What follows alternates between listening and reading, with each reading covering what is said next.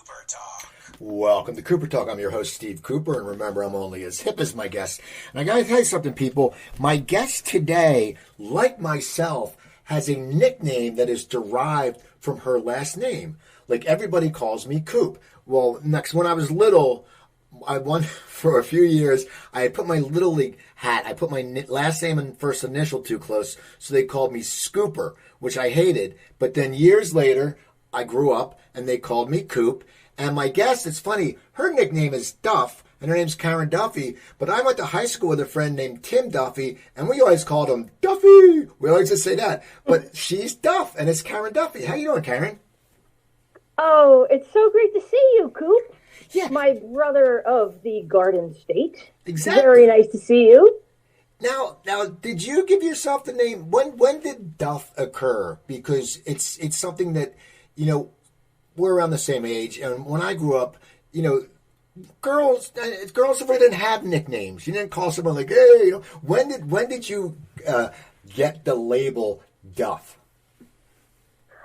So in 7th grade, I just transferred to Our Lady of Mercy in Park Ridge, and my best friend at the time told the nuns that no, her name isn't Karen. We just call her Duff. And ever since then, all through school, I went with 8 cousins and my 4 brothers and sisters. But out of all of us, I was the one that Duff stuck to. Well, it's amazing because, you know, you're become a celebrity and you're still called Duff and Duffy, and that's cool because it shows one that you're not pretentious. You know, like, oh, call me Karen Duffy. You know, that's, you know, some people get that way. You know how it is. But what was it like, though? I mean, like on MTV and stuff, when it was like Duff and Duffy, did you like that, or did you want to be called Karen? No, honestly, I have this even before Karen became a pejorative, I mean, the name has all the charm of a rusty fishing trawler. It's just that hard rub against the wren.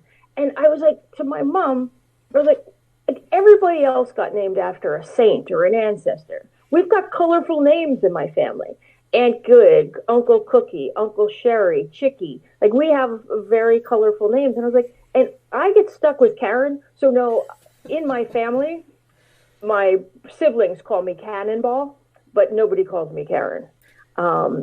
Which has been interesting, Coop, because I was just at a convention with Stoic philosophers in Athens. And, you know, I'm very into Stoic philosophy, and I tend to find the lighter side of classical wisdom.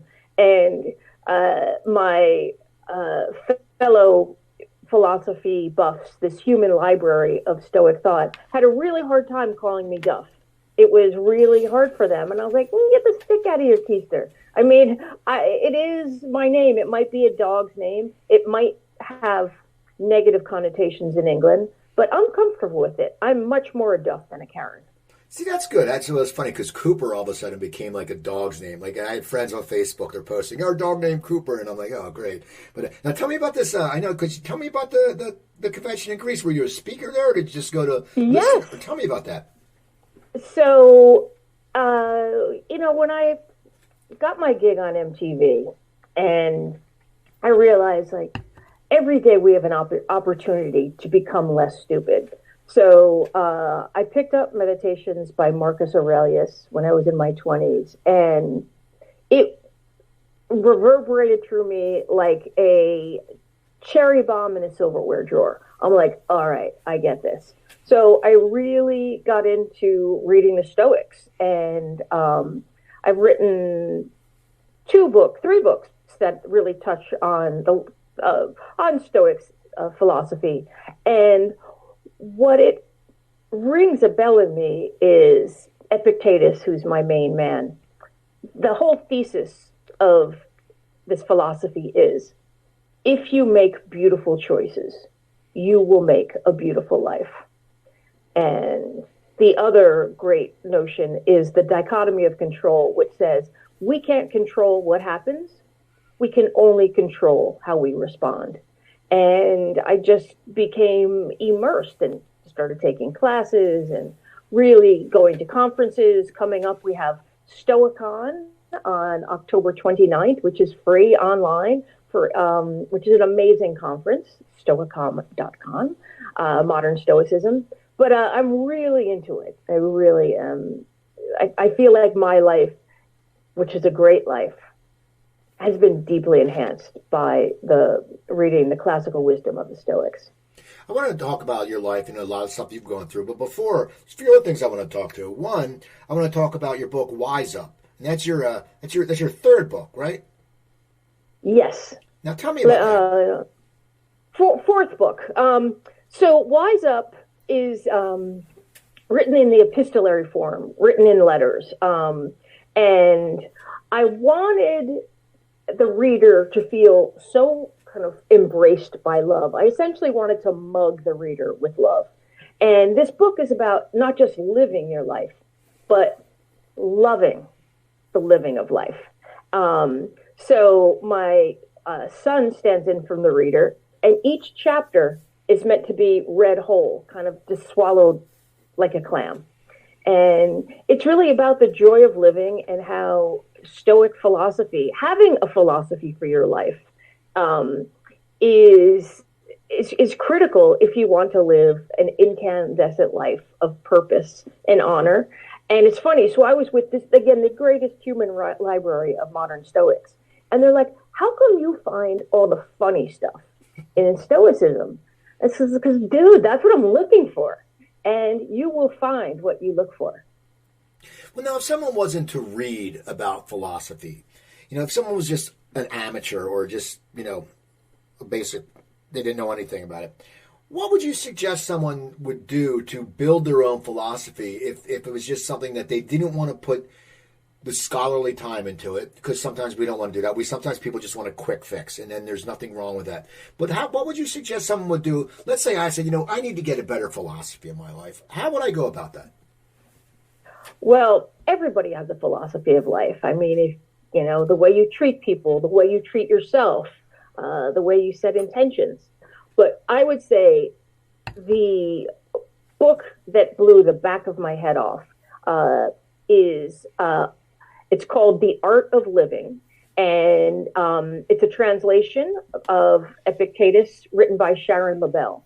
And Steve, every page has maybe 5 or 10 sentences on it, but it is just so incredibly radiant. It just ignites every synapse.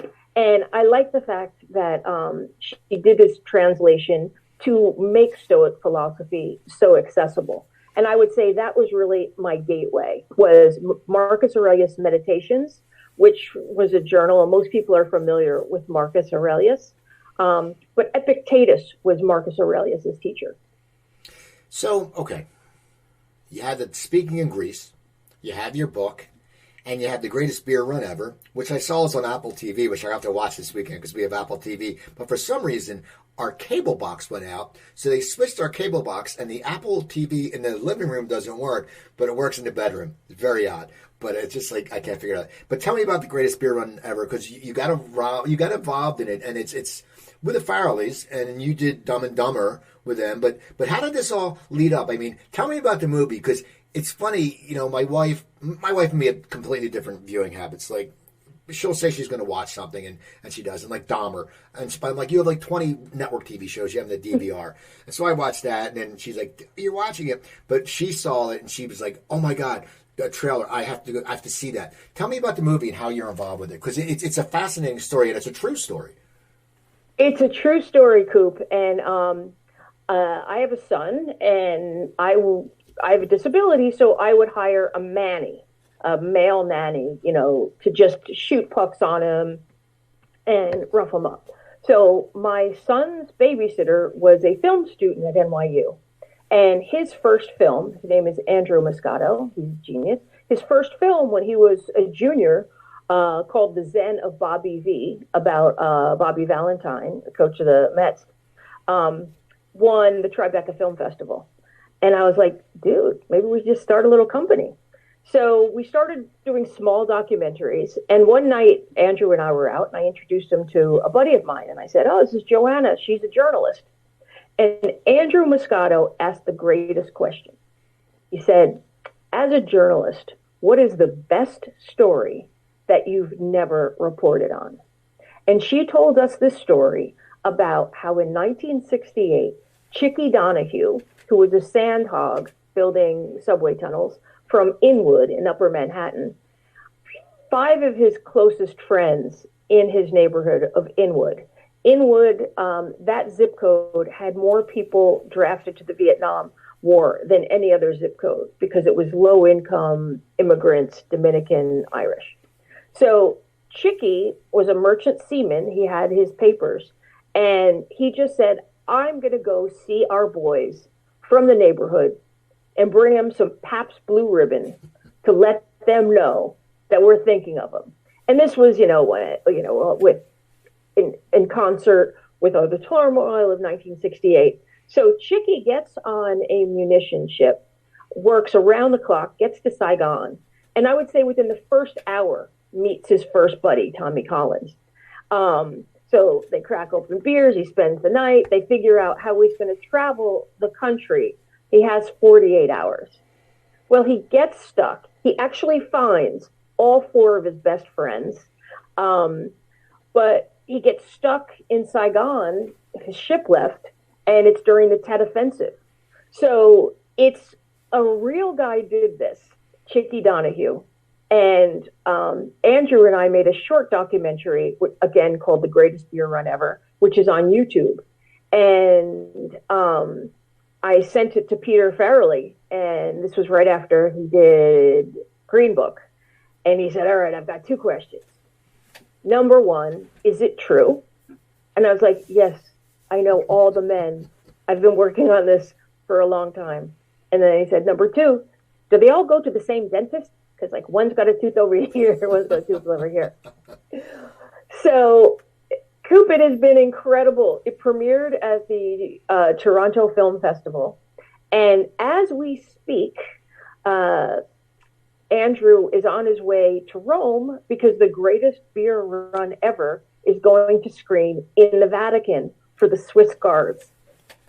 That's awesome. Nuts. That's awesome. It's so funny. Know. It's so funny how just like one, things like that happen. Like, it's your Manny, and then this, and then it just blows up, and then because Farrelly, you can get it to him, and then all of a sudden this little passion project, which it was for you two, because it's, who's going to see a short documentary? I mean, people now will see it, but when you make it, it's because you love it, and then all of a sudden it's in a film festival. That's amazing. I mean, that's going to make you feel good because you're basically you're nurturing a project. I mean, I know you have a son, but it's sort of like that documentary is also your son because you raised it. Exactly. And it was 8 years working on this from conception to delivery. But truly, I was never attached to the success to me. And it's funny because Andrew and I, we come up with like stoic maxims to kind of help us through. And, we made this during the pandemic. He is the main producer. I'm only the associate producer. So he was there. And I was just like, dude, our job is to cope. That our job is to be the good person when things aren't going so well. And if somebody was a jackass, we'd say, well, our job is to not be like them, to be as far away as a jackass as we possibly can in that moment. And again, these are all lessons that I learned through stoicism and building a company and building a relationship. I find that having a common language, understanding the same values has been a great gift. And I got to say, Coop, to see Chickie Donahue and Zac Efron plays him, that moment when they met, when we're filming in the bar, and Chickie goes up to Zac, and Zac's a little more reserved. And Chickie's like, yeah, you're me. And Zac goes, I'm you. And it was funny. Chickie's like, I mean, I don't understand. Like, didn't he memorize his lines? Why doesn't he have to do it over sometime? He didn't understand that Pete likes many takes. So he was kind of ribbing Zach, and Zach was an angel. And I have to say, Russell Crowe, he plays a war correspondent, and his grandfather was a war correspondent. So he's phenomenal. And then Bill Murray plays the colonel and the bartender. So the cast is amazing. But what's so beautiful is the story is true.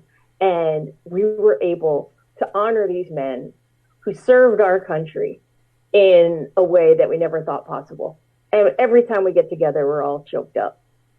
Now, talking about true stories, how did you get involved in this career of yours? I mean, what were you said, as a kid you were Duff, you went to the Catholic school, but was there a certain point where you decided you wanted to pursue, acting or modeling? What were your steps to building up then to getting to MTV? Because, I know, I've interviewed Alan Hunter, and back when MTV was brand new, and he said his interview sucked. Then he came back and did it again, and it was good. But for that, no one knew what MTV was, and no one sat there and went, I'm going to aspire to be on MTV. Like, when I started doing comedy in the 80s, MTV was already on, and I'm like, I would love to be on MTV. Like, that was something you would aspire to, because it was, like, the hippest job, because you got to go to every great premiere and concert and this one they played music. But what was your path to get to MTV? Because it has to be very interesting. It is, and thank you for asking. I degree from Berkeley, and I am a recreational therapist emeritus. But when I was a recreational therapist, I'd been working at the same nursing home in the West Village since I was 12 as a volunteer. So when I got my degree, they hired me on staff, and Steve, it was the greatest job of my life. And I realized that working with an older population that had memory issues, dementia, attention issues, I realized that I had all the skills. Everyone was saying that MTV was shortening America's attention span. And I'm like, I know how to talk to those people. I know how to move my body. I know how to elocute. And so working at a nursing home for years and being a great recreational therapist gave me the confidence that I just made an unsolicited cheeseball video, sent it into MTV. I had never been on camera before. I'd acted, I'd done plays. But I sent it in on a Friday. I think on Tuesday I had a screen test. And the next week I was a primetime VJ. So I was incredibly lucky. I was very humble. I mean, I was so broke, I didn't even have MTV. It took me a couple of months until I got paid, which I could then get cable. But I find if you have confidence in something that you do, you can use that confidence and all skills are transferable.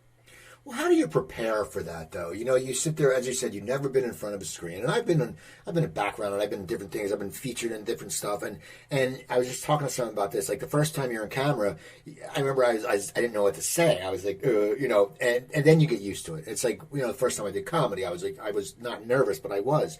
But for you, it's in your head. You have to know that you've never been on camera except for the screening, the screen test, but millions. I mean, because people watch a lot of people on TV. Did that go through your head at all? Like, thinking that all of a sudden your life is going to completely change, even if you're on there for, 1 year and you've advanced your career, but there's been people who haven't done anything with their career and people go, like, they end up on a Trivial Pursuit question, or like a trivia question or Jeopardy, like, Kevin Steele was whatever, 1 year, whatever. What was your mind when that first time you were on MTV and you saw that light go on and you had to say, this is Duff? I mean, what went through your mind? It's interesting. I didn't think that there were millions of people watching. And it's funny that you say that now, because I was like, oh, holy smokes, I guess there were millions of people watching. My life didn't change. I still volunteered at the nursing home. I still live in the same apartment. I didn't have huge changes. The thing that changed was I didn't change, but I think the way that people saw me changed. But I still have the same best friends, and And I do remember feeling nervous, and I understand that, I looked up like the most most popular fears, and it's not bees or snakes or airplanes. It's actually public speaking. And if you have a fear, that's the number one fear. If you have a fear of public speaking and you were at a funeral, you would rather be in the casket than be the one delivering the eulogy. So I think all the training of working with the residents at the nursing home, I think I was impervious to embarrassment. One of the things that I learned through Stoic philosophy is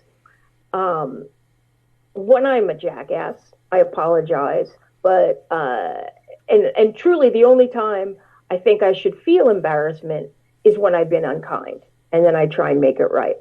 But I also understood that everybody gets nervous. And so I thought, well, how can I turn that jittery feeling where like your mouth gets dry? And what happens is when you're out looking at an audience, as you know, you're looking at it's a fight or flight, and we can control it, but we can't control the biological factors where our heart's racing, and what happens is our digestion stops because all the blood is going to pump to our muscles to make us run.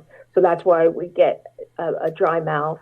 And I just thought, okay, I'm just going to prepare for that, and then I'll see what happens. But I also had a career that I loved at the nursing home. So I knew, I felt like I snuck into a party, and I was just waiting to get kicked out.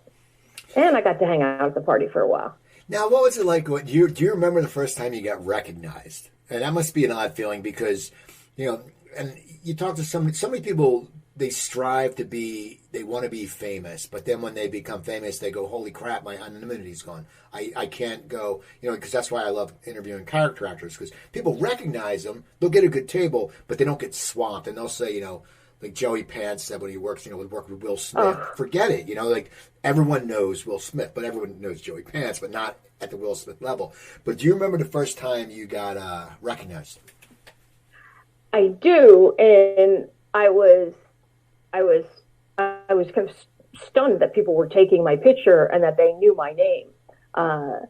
My contract, they would just give me a 6-week contract, and every 6 weeks they didn't kind of commit because I guess they wanted to see how it was going. So they had me go to the Emmys, and it was last minute. I ran to wardrobe, put on a dress, went to the Emmys. I went to the hot dog stand and bought like 50 hot dogs because everybody was in the Radio City, and I know how hungry people are. So I had hot dogs wrapped in foil, and I was just throwing them around. And Metallica came on, and I convinced Steve Isaacs that we got to have a lighter. And afterwards, we were up at the Rainbow Room, and I knew that my contract was up, and I just figured, all right, this was fun. I'll go out in a blaze of glory. And I was up at the Rainbow Room, and Howard Stern interviewed me. And I didn't know what Howard Stern looked like, but I was talking to this really naughty, funny, charming man, and he just made me laugh. We were cracking up. And the next day, Michael Rothenberg, who is my agent, who's a comedy agent, he called me, goes, "What did you do last night?" And I was like expecting that I was going to get the boot. He said, no, you've got a 5-year contract. And I have to say, it's really thanks to Howard Stern. I mean, I've written him thank you letters, and because he really, I think when he acknowledged me and we had that lovely 5-minute chat, that was pivotal. And so I'm very grateful to Howard. Well, it must be also great that when you sit there and you have a 5-year contract, because you know you're in contract now. It's not worrying. I mean, 6 weeks after wire, like as you said. So now, how does your career start developing? Like, how did you become a Charlie Girl? Which because the funny thing is, and me and my wife are guilty of this. We DVR a lot of stuff, and we now because you can do smart DVR, we just right through the commercials. But back then. Cable wasn't as big. There wasn't as many channels. A lot of people had the crappy cable boxes, or they still had the turn dial. So when you saw a commercial, you saw that commercial. Did they come? Because I know you were like one of People's 50 most beautiful women one year, or people one year. Tell me all about that. What's that? But that was funny because I had entered the Ernest Borgnine lookalike contest at a local bar in my neighborhood, and I won. I won as the two-headed McHale's Navy version of Ernest Borgnine, but I gave the soliloquy from Patty Chayefsky's Hey Marty. And so I was like, I'm ugly, Ma. I'm a short, fat, ugly man. And whatever it is the tomatoes want at the Starlight Ballroom, I ain't got. So I pandered to the drunks, and I won. And I was like thrilled, because how many times do you get to win the Ernest Borgnine lookalike contest? And then the next morning, my agent's like, People Magazine wants to take your photo. And I was like, what for? They're like,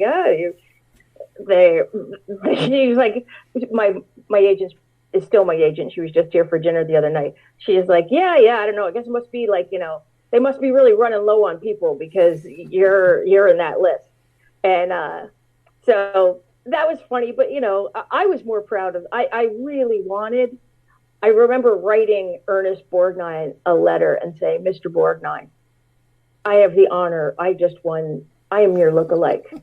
I've also been nominated as one of the 50 most beautiful. So I want you to know that you should consider yourself one of the 50 most beautiful women in the world.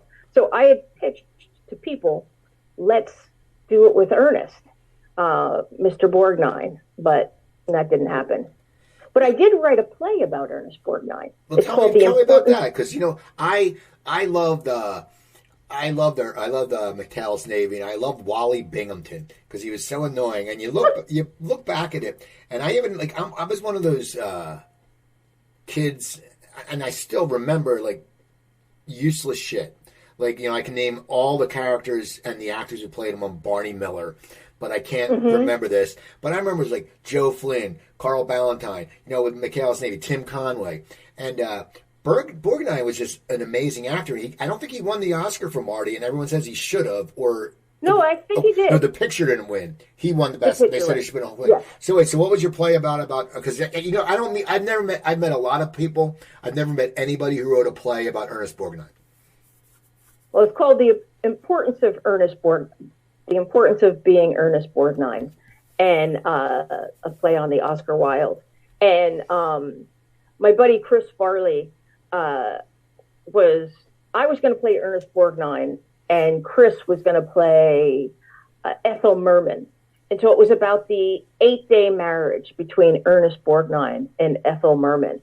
And my friend Griffin Dunn, his father, Dominic Dunn, bless him in heaven, got me this information that the reason why Ernest Borgnine and Ethel Merman were only married for 8 days was, she'd be like, well, the judge said, Miss Berman, what's the reason? And she's like, Judge, every morning, Mr. Borgnine gives me the Dutch oven. And so the transcript is like, can you explain what the Dutch oven is? And as you may know, Coop, it's when you cut the cheese and then trap your partner underneath the sheets. And I thought, boy, that's a reason to love him even more. But we never got the play off the ground. But it was great fun that Chris Farley also wound up coming the next year with me, and he won the Ernest Borgnine lookalike contest. And I was like, dude, you're stabbing me in the back. And he'd gone to SNL, and he looked more like Ernest Borgnine than Borgnine. And then he won. He goes, don't worry, baby. Maybe there's an Ed Asner lookalike contest that you could enter. It's funny. Good old Chris. Ed Asner, I interviewed him in studio when I was in LA, and we took a picture after, and he's joking around. He gets that gruff, and he goes, wipe that smug fucking smile off your face. And I was like, oh my God, Ed Asner just cursed me out. And I was in heaven because it was great. But now, how did you know Chris? Did you meet Chris before SNL, or how did you know him? my buddy Jim Signorelli did all the commercial parodies and that SNL used to do before they went digital. So through Signorelli, I got to know Farley, and he was just a great guy. Last week, it was our buddy Jim Downey, who is a legend. Downey started at SNL and then wrote for Letterman and then went back to SNL. And it was great. There was a lot of people in the room who loved Chris. And so we were just talking about him. I got to check in with Tim Meadows, and it was just great. Tim Meadows truly is a man of sterling integrity and a loyal friend. And it was really great to see him again. I hadn't seen him in a long time. He always kills it when he's on the Goldbergs. He's so funny. That character, he's one of those guys that's just so good. Like he knows that character. And then it's great when you see people like that. So but you didn't tell me about the Charlie Girl. I want to hear about the Charlie Girl because I remember Charlie, the commercials. Yes. Yeah, it was Bobby Short and I think Shelley Hack was the first Charlie Girl. And then my friend Cindy Crawford, she was the Charlie Girl. And I think I was the last one. And so it was because I was on MTV, and Revlon is an amazing company, and they hired me as the Charlie Girl, and I guess things went well. And then they hired me to represent one of their cosmetics line called Almay. And at that point, I got really sick. This is when I left MTV. I was quite unwell, and it took 2 years to figure it out. And I felt like disclosure is a tricky thing when you've got a chronic illness. But at that point I was on chemo and was on steroids. And I just had to say, hey, I am not that tomboy me and you hired. I mean, unless you're going to make an aftershave, because this steroid has given me it's given me quite a mustache. So, what was incredible was Revlon said, we hired you for your inner beauty, which was lovely. And they kept me on for another 15 years. And I greatly admire how much money they've donated to women's health. So, yeah, it was a great run. It was a lot of fun. And, it's every day, it's up to us.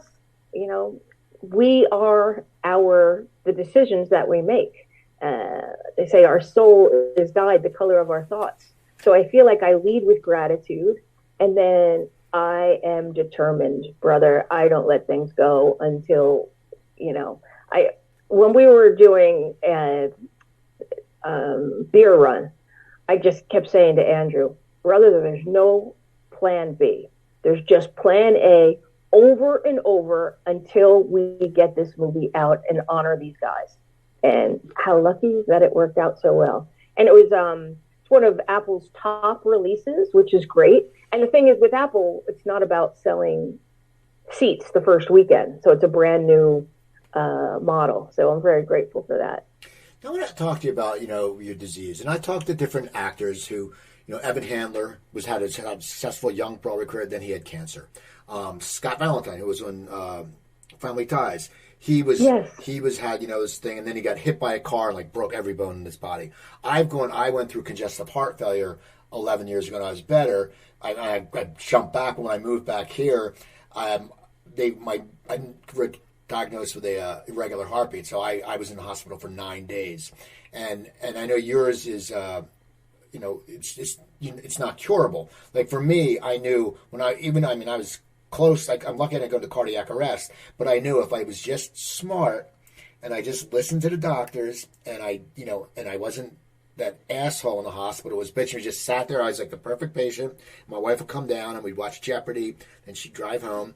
I knew I would eventually get better. And I knew also I was getting married in September. And my whole joke to her was, I have to get better because, the deposits are non-refundable. So I always said that. But that, I know. So tell me about how you found out about your sickness and how you really overcome it just to keep positive. Because, I see people who bitch when they have high blood pressure. And I'm like, dude, I've had 5 cardioversions and 2.5 ablations, and I don't even phases me. But tell me about the path of what happened with you. And was your last night with Clooney at the Emmys? Was that something that? Tell me about all this, because it fascinates me that you're so positive and you've gone through a lot and you still strive to be busy and you don't play the victim. Well, it's, Chris Farley introduced me to George Clooney and at the House of Blues in LA. And Clooney, because we were friends, he would invite me to go to a lot of events because he knew that I wasn't going to jump on his lap the minute a camera came around. So I went to a lot of different swanky events, but I think we were at the Emmys, and it was a great night. I think he won, and I had been working on a show with Michael Moore that had won, so it was a good night. And when I woke up, I was like, it felt like I had a bolt of lightning. It felt like truly like an evil parrot with a razor blade beak, and these dagger claws were just pecking me, and I couldn't understand. And I was like, did I have too much of the old loudmouth soup? And it wasn't a hangover. It was, I flew right back to New York, went right to my doctor, who sent me right to the hospital, and my whole life changed. And it's amazing because there's a fetching photo of Clooney. I mean, we're just, somebody just took it, and I was like, that's the last day of my healthy life. And I figured, well, that's really going out with a bang, like, going out and having that memory. So I've been living with this chronic, it's called sarcoidosis of the central nervous system. And it is pretty much epidemic with Black women. They are often hit harder. And sarcoidosis is where the tissue, soft tissue, anywhere you have it, your lungs mainly. I have it in my brain, about 3% have it in your brain.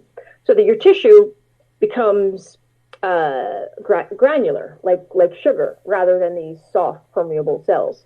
So I have like a nugget in my brain about the size of this golf ball.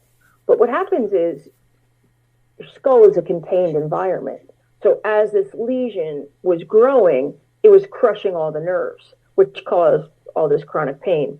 So I don't have feeling in my hands or feet, which is an adventure in just trying to type. And just having hair or like anything touching this part of my neck. So I'm really more of a chronic pain patient that lives with sarcoidosis. And what I realized, Coop, is like pain's inevitable. And as you know, we are all going to face pain. But at some point, suffering can be an option. So I realized that every day I have a choice to be useful or useless, and that I have to care for myself. I'm not going to Rome for the screening in the Vatican because I need to take care of myself. I've got to start a new round of steroids. But the pain is hard. Living with chronic pain is not for sissies.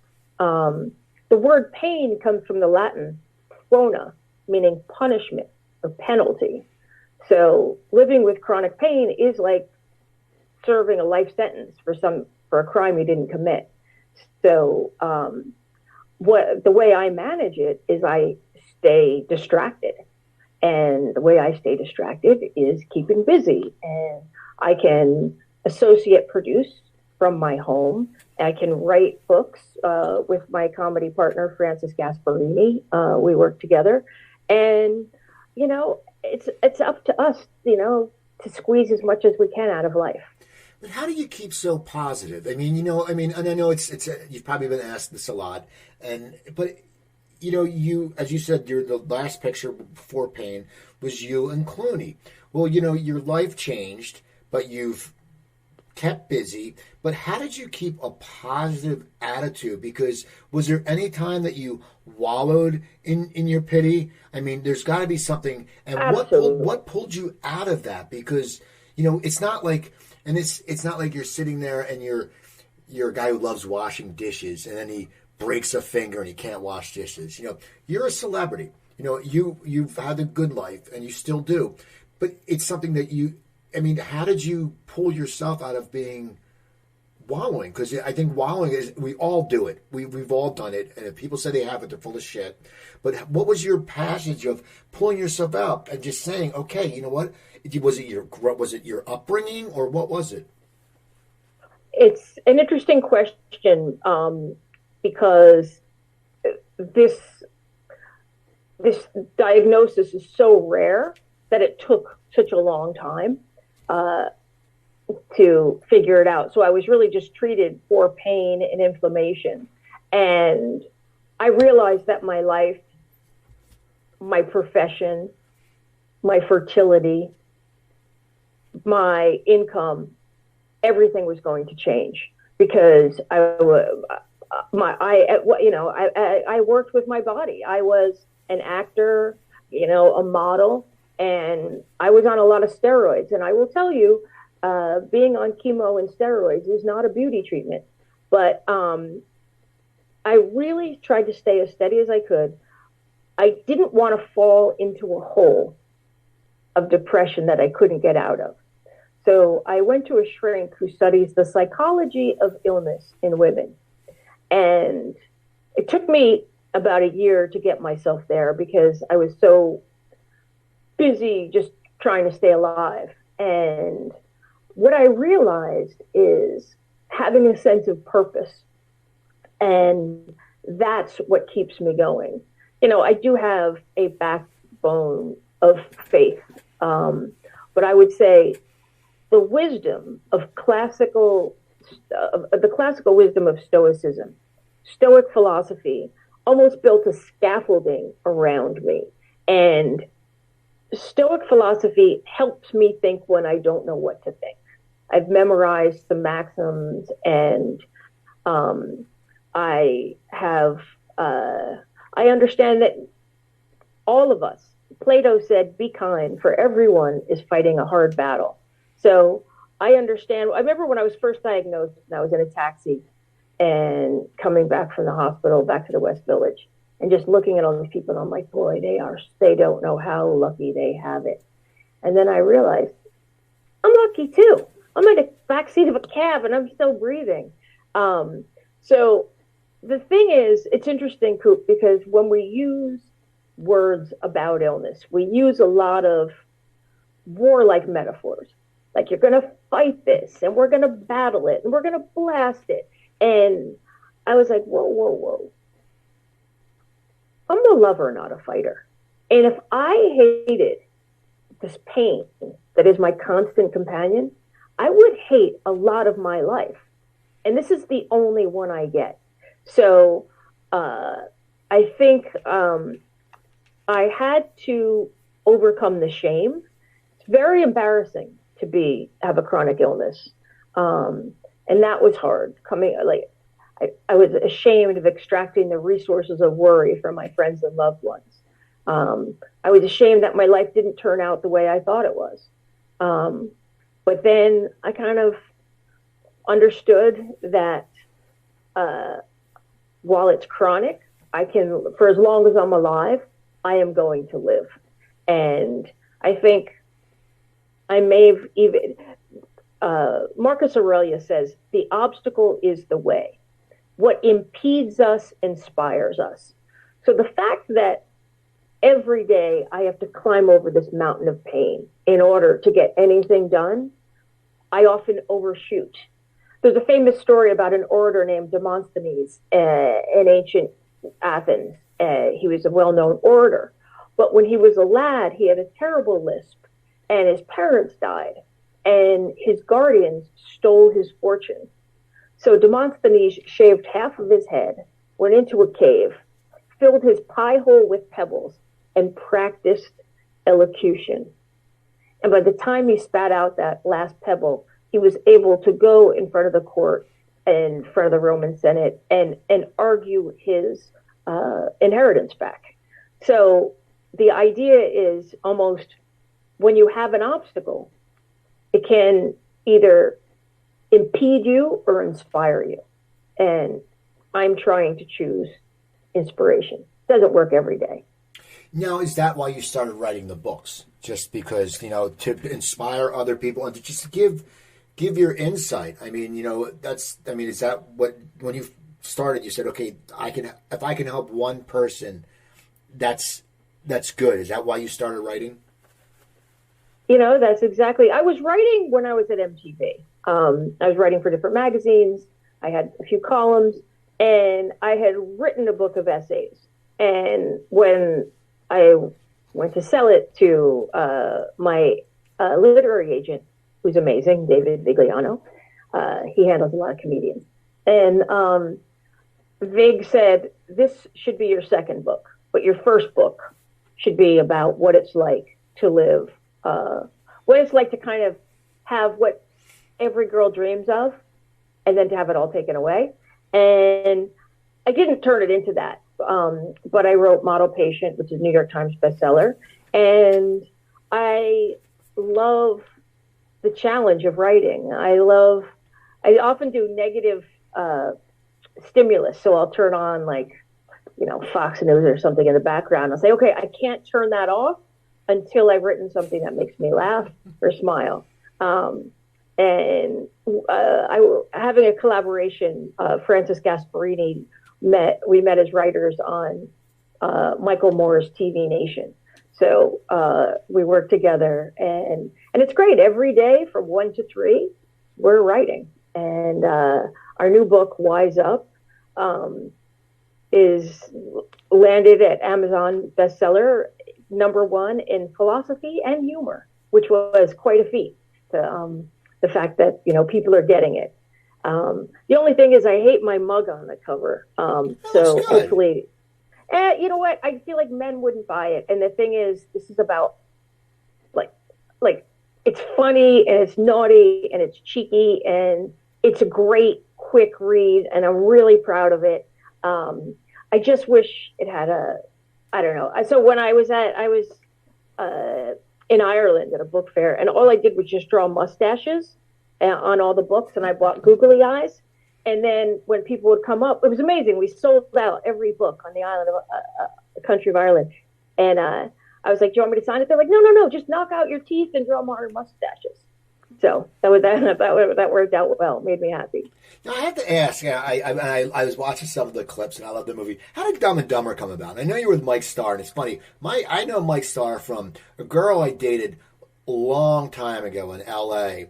One of, her baby father or whatever was, really good friends with Mike. And I met Mike, because he was, not the godfather, but was close. And I met Mike, and then Mike did my show, and he's such a great guy. And he's so different. He's so different than the characters he plays, because he's nothing like that. He's a very gentle giant. But how did Dumb and Dumber? His wife's a surgeon. His wife is like a brain surgeon. A heart surgeon. Yeah, or some kind of. So tell me about Dumb and Dumber and acting with Mike, and is that how you met the Farrelly brothers, or? So Michael Rottenberg from 3 Arts gave me a script, and it was called "A Power Tool Is Not a Toy," and it was so funny. And I was staying in LA for a bit at the Chateau Marmont, and I said, hey, Michael, can I meet the guy who wrote this? Because I just love it, and I just want to, buy him a beer and tell him how great it was. And that was Peter. So Peter Farrelly came over, and he was wearing this acid-washed car coat. And I flew my best friend in because I was being courted by a gentleman who sent me 100 dozen roses. And I told my best friend, I was like, I'm sending you a ticket. You won't believe it. I was like, you want to catch a bear? You set a bear trap. You want to set a man? You set a man trap. So she flew out, and we meet Peter, and he's just cracking up at all the flowers. And my best friend who lives upstairs, we've been best friends since we were 12. she just kept mocking his acid wash coat. He's like, "What are you talking about? I'm going on a date right after." And she's like, "Over my dead body." And so she wrestles him to the ground, pulls the jacket off, and he actually, when it was on his first date with the woman he married, Melinda Cochise. So I met Pete, and we had just a roaringly cheeky good time. And I was going to play the girl, and I was asking everybody, like trying to get Chris Farley or Fisher Stevens or Matt Dillon, everybody. I was like, "You've got to read the script." And then Jim Carrey, who's an absolute doll, he did that Pet Detective, and then he said he would do it. And then he had an idea. His future wife played the girl, and so, and I was like, "Dude," to Pete, I was like, "Dude, I'm thrilled. I mean, you're getting your movie made." At this point, he was selling round towels on Venice Beach, so you didn't have to move to get tan. And I said, "I would do craft services on your movie." And he said, "Well, there's a role for a guy, but can you play it?" And I was like, "Sure." So that's how I got cast as I think it's J.P. Shea, and I got to work with Mike Starr every day, who's a legend. And it was funny when we were filming at the airport. Jim Carrey fell down, and everyone thought he was joking. Like this is him doing a pratfall. And then at some point, we realized, no, he's really sick. So the medic came, and as they were wheeling him onto the meat wagon, they assessed that it was his gallbladder. And I was like, "Jim, can I have your gallstones?" And as they wheeled him off, he said yes. So when he was in the hospital having emergency surgery, I have to give it up for Lauren Holly. She was amazing. She rented this sexy nurse's suit that fit like the skin on a grape. And I'm like playing the guy. I'm like, hey, I'm in overalls. And I'm like, "Hey, Jim, do you have those gallstones?" And he's like, "I gave them to Lauren." I was like, I was going to make her earrings.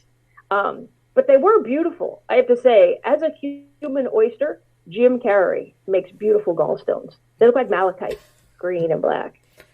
So it's been a joy that 22 years later that Peter, looks at our short of that Andrew Moscato directed.